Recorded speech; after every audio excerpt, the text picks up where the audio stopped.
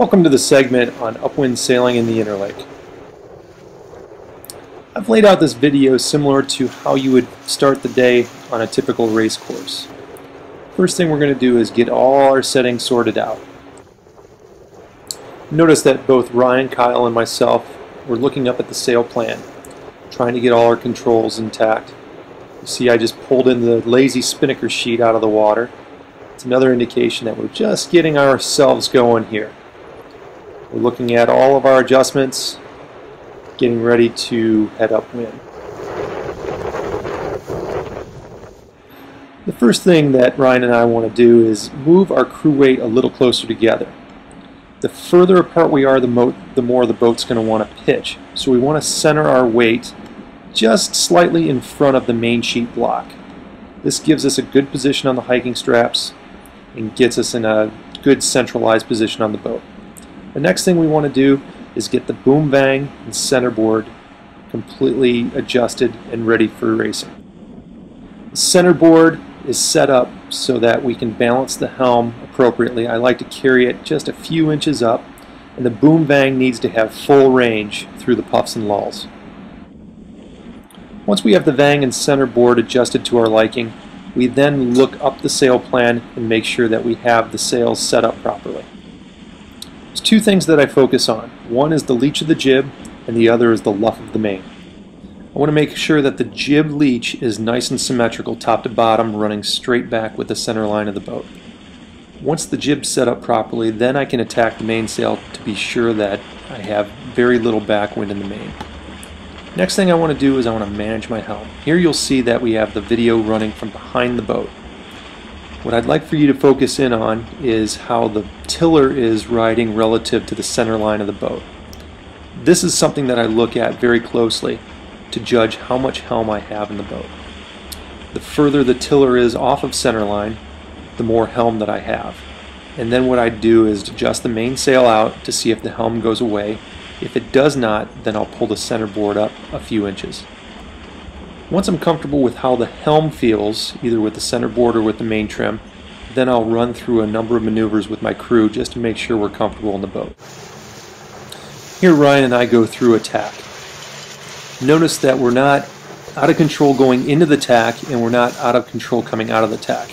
It's not a perfect tack, but it's the first one of the day, and it's used to make sure that we have our footing down and our crew work coordinated.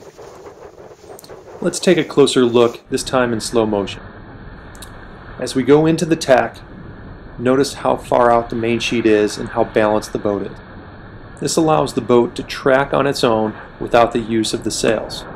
I like this setup in bigger breeze so you don't come out of the tack with too much power. Ryan and I both cross in unison when the bow goes through the eye of the wind. When the breeze is up, similar to this day, you want to make sure that your main sheet is uncleated. That ensures proper balance. If you get hit with a sudden puff, you can ease out the main very easily. Notice Ryan looking up at the jib, making sure that he sets it not too tight because that'll disturb the mainsail. Once we exit the tack and the boat is in good balance, we then do the fine tune on the sails. The goal is to be smooth and not stall the boat out. As we make our way upwind, we want to make sure that we're fine-tuning the sail plan. Here you'll see that Ryan and I are looking up at the mainsail, and we're clearly looking at something that just doesn't seem right. As we go through our analysis, we see that the outhaul is just plain too loose, creating too round of a mainsail. So what we do is ease the main, Ryan comes in off the rail, makes the adjustment to the outhaul. After we make the adjustment, we analyze the sail plan again, and as you can see through the draft stripes, the back end of the mainsail is flatter, which means that the exit is cleaner and it's a more efficient shape going upwind.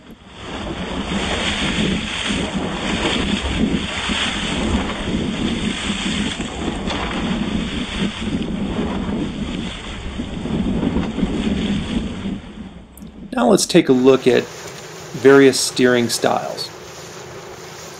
For years, we learned as junior sailors and taught as coaches to drive across your body. This is one of the more natural ways of driving a boat and gives you proper leverage. By keeping your arms at a constant angle You're able to maintain your strength and have good pull on both the tiller and the main sheet. Because this steering style is so natural, we often see oversteering when it's not necessary. You just have to remind yourself not to drive as hard, because the more you tug on the tiller, the more drag there is on the rudder.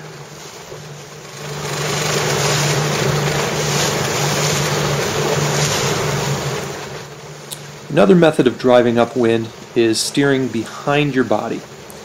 Here you'll see how that is demonstrated.